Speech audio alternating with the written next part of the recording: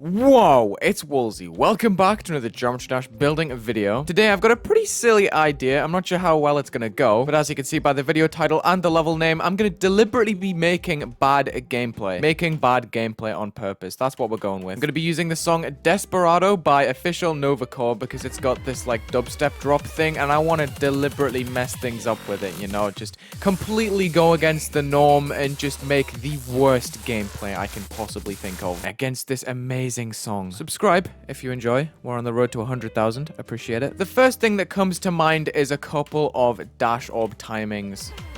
Like that. But the problem is I want to have it like in between two spikes, which is just the worst, especially after a pad. Yeah, there we go. That's what I'm talking about. The worst dash orb timing I can possibly think of. Nice. Right at the very beginning as well. With this video, I kind of want to use bad gameplay in order to show how you can make good gameplay, if that makes sense. The best thing, honestly, to do would be to change this dash orb into the inverse type and maybe widen the spikes just a little bit so it's more fair and have this platform removed. But since it's bad gameplay, we are reverting to the original terrible version. I'm also going to make a timing up here that makes zero sense with everything else because it's just complete chance whether you get it because there's no visual cue or anything for you to be able to see where to go. Now, I'm going to question myself here. Why did I think this would be a possible drop? I'm going to have a jump into a ship portal right after this timing. We can have a bit of this. Oh, no. We need to make it fly like downwards a bit. This has to be the most unfair thing ever. Yeah, if you're going to jump into a ship portal, the best thing to do is maybe leave a huge gap like that so you can steady yourself out before you go through. Because the sheer altitude is kind of unpredictable, especially when you're not going to be entering the ship portal at a consistent spot. Your entry to the ship portal depends on the time that you leave this block, the jump that you make into it. So for that kind of thing, it's always best to try and make your transitions consistent, but also fair, so you've got a lot of time to react. Another thing I'm going to do is just put a gravity portal right in the middle of a straight fly. Again, this just isn't consistent because sometimes you're going to be at the bottom of the spike, sometimes you're going to be at the top, and it's just going to be kind of awkward, especially at this kind of difficulty. This is probably like low, mid, insane demon sort of thing. You want it to be consistent because otherwise it's just going to get unpredictable and unfair and hard to practice. And I'm going to use a blue orb in the ship section, which should honestly just be completely avoided. Unless you have like a really cool use for it, its momentum is just so awkward. That's from a hold. So I'm going to have a cube portal on a platform that just does not make sense whatsoever. And I'm going to have a bunch of blue pads like this that's building up the drop. And since you're not going to be hitting the pad at a consistent spot because of how this orb chucks you into the cube portal, I am going to put an orb at some point here that requires you to be upside down. And that's probably not going to be consistent because depending on how you hit the cube portal, you could just inevitably be the wrong way when you hit this purple. And at the end of this corridor, I am going to put a blue orb timing. That seems a bit too hard. There we go. So first off, you got to have that purple timing down, otherwise you hit these invisible spikes, and then you've got to have the blue orb timing, which is just pretty much random chance. Oh, see, that's what happens. I'm going to add this slope to group 1, which is going to be invisible, with an alpha trigger at the start of the level like so. So this is just relying on the music sync to make the jump. We'll have another platform here. We can have a slow speed trigger. I'm going to put the most generic level name of all time, Dark Space, just in this spot. We've got the title screen there. Oh no, we don't want to put it there because then the K on dark gives you a cue on where to jump. So I'm just going to rotate it. Okay, so then I'm going to have a wave portal and I'm going to extend this platform out like so, but it's going to be invisible. As you know, with the wave game mode, you die if you touch the square, unless you have this special condition block, which is the D, not the H. I always get that mixed up. See, I could put D blocks here, and that would be much better gameplay, but I'm just not going to do that. And again, in the build-up, I am just going to place random spikes that stop you from jumping at the wrong times. No fun allowed. We'll have an invisible spike here as well, so you have to jump into the wave portal, but not too early. God, that's hideous. You will also notice that I have not changed the speed at the drop of the level. And then we're going to lead off right into a spike corridor with a gravity portal in between. Again, as I explained earlier, due to the inconsistent point of entry, you should just totally avoid this. So you look at that, it's just stupid, especially in spam gameplay. Then I'm going to have an invisible teleporter at the side of the level. I guess right next to it, we could just do the exact same thing. The copy-pasted gameplay, the spikes aren't going to be lined up with the teleporter coming out. That's so bad. So the point of teleporting is just completely invisible, and then And then the exit is just going to be random depending on where you enter it from here, which is going to be random because of how you enter this portal. Oh my goodness. Then transitioning out of this with zero music sync, I'm going to have a UFO portal.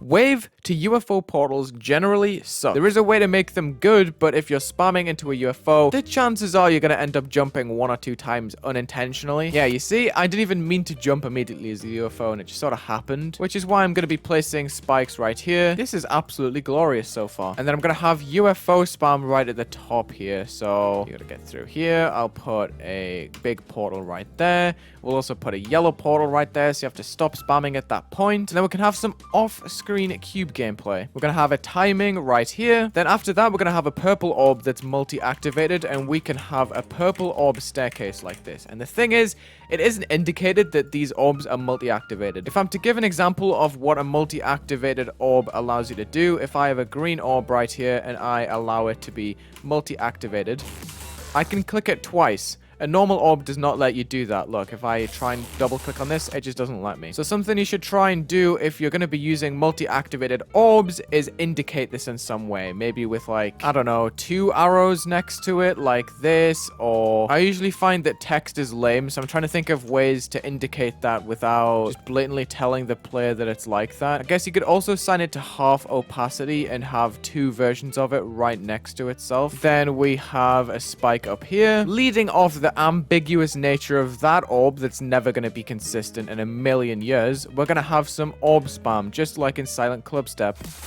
Yep, you see what I mean? That pink staircase just leads you into the spike, unless you're super lucky. I am trying to make this somewhat possible, so I'm not going to put the spikes too close. I feel like this is hard enough on its own. Hey, I kind of did it. Let's go. Then we'll have a double spike right there, which is just totally by chance. If you just happen to spam to the point where you're just going to magically land on that block and be able to immediately jump, then I am going to abuse mirror portals. Just in case you've forgotten, since no one's ever used these after Time Machine, mirror portals swap the game around. They can have some pretty decent uses, but they can also have some pretty terrible uses, such as moving the objects around at such a rate that you essentially go blind to everything. If I just spam these a little bit, you'll get the idea. Man, I can't even do any of this. I might have made this a little bit insane. Okay, yeah, you see what I mean? Then we're going to have a ship section, which is full of mini and big size portals. And we can have spikes that go underneath these portals. So you're barely even going to be able to see them. There we go. If I have these on the B4 editor layer, we can slip them behind. And this is just awful because you cannot control your ship very well while it's being spammed with different sizes. Because obviously the mechanics are just completely different for big and small. I got through eventually, but that sucked. I'm actually going to put another reverse portal in there to make it even worse. Hell yeah. Then we're going to have an off-sync speed change, and I'm going to highlight something else that annoys me in levels. So I'm going to make this upside down, which is fine. And then I'm going to change the size. And you see, yeah, these portals just kind of stack up on top of themselves, and you can't tell what's there. I'm going to line these objects with fake spikes, and then I'm going to change the object line to black, just like that. And you'll see that if I change a side to actual spikes, that there's pretty much no difference. You can tell because the top ones are slightly less opaque. Just going to clash in some fake ones along the bottom, change some of the top ones to real ones. So you really just can't tell what's what. Aha! That's my next piece of terrible gameplay. Having some sort of stupid timing like this that you have to go in between 2 blocks. Yeah, you see, you get stuck on the left sometimes. Then we're going to make it so you have to change gravity at the very top and then jump immediately as this cube. Like that, because that is just so terrible. Actually, we're not even going to indicate that you need to jump as the cube. There's just going to be a huge fall off into a gap down here. So that's also timed, I'll have you know, because if you jump too early, you're going to hit this spike. Then we're going to slow it down. We'll make it big again, I guess. Oh, that's right. By the way, when you have portals stacked up like this, the easiest thing to do is to either find a way that you can separate them. So maybe having something like this with the mini portal on the side, since it's less important, or in the middle or something like that, instead of just having it all bunched up on itself. But don't make it invisible. Just don't do that, please. Then I'm gonna have a UFO portal or something like that with a purple pad on the inside, which is gonna be invisible. I hate it when levels do this because I always get bumped up into the ceiling. I'm going in expecting to click, and my UFO goes flying into the air, and you hit these spikes. And then just to troll, I'm gonna put another gravity portal next to the one that exists, but the regular gravity, so you just fall through like that. If I have a spike corridor like this, which is just totally possible as the regular UFO, let me just move it across for a second. You see, that's possible. We have this mini-sized portal, however. This is gonna totally stop us from getting through there, make us drop faster, and make us hit the bottom spike. If I delete this, look what happens is the big UFO. You go flying through. See, that's why it's just silly to have random size portals and stuff. Stop doing it. I'm gonna put this cube portal right in the spike, so there's probably a chance that you're gonna hit it in the transition. I'm also gonna make that spike invisible. God, I'm just making up random stuff at this point. The whole point of this video was to kind of point out bad gameplay tropes, but I'm just having fun. I just fell for my own thing. Like, bro, are you convinced not to do this yet? Oh, invisible speed changes are so awesome as well. If we have a double spike right there with a speed changer right in front, you slow down and hit the spike. Oh my god, that sucks so much. Let's just go crazy. I promised you guys I was gonna make the worst gameplay ever, and now I'm finally getting to it. I fell for my own spike that I placed invisibly in that portal. Oh my god, dude. Okay, then we'll put a couple of blues on here. Pinks, reds. Oh god. Oh yes. My frame rate is dying by going through here. It's possible. 23 seconds of length. I think this is absolutely beautiful so far. Could definitely make the worst deco ever as a little sequel to it. Oh, God. Is this even possible? I haven't actually tested this. Oh! Oh, my God. That's the worst checkpoint I could have placed, dude. It's possible. Oh, my God. I actually did some of it. Wow. Okay. Oh, I forgot all about this, dude. I almost did it. Wow, that was intense. Okay, this is something. Oh, I went through the spike there. That was kind of crazy. Yes. Okay. Now you see why wave at UFO is a problem. I went shooting up there. Oh, jeez, this is so. Come on. This is worse than I could have imagined. Wow. Come on. Come on. No, this is. Yeah. Oh, I forgot all about this section. I love the fact that that orb's off screen. Actually, that's such a good addition to the level. I should have put like take a break at the top or something like Cataclysm, like the stupid references. Oh my goodness. I forgot about this stuff, dude. I did it. Oh, okay. I fell for my yellow portal. Dude, my level sucks. Let's go. I did it again. Wow, I actually stink.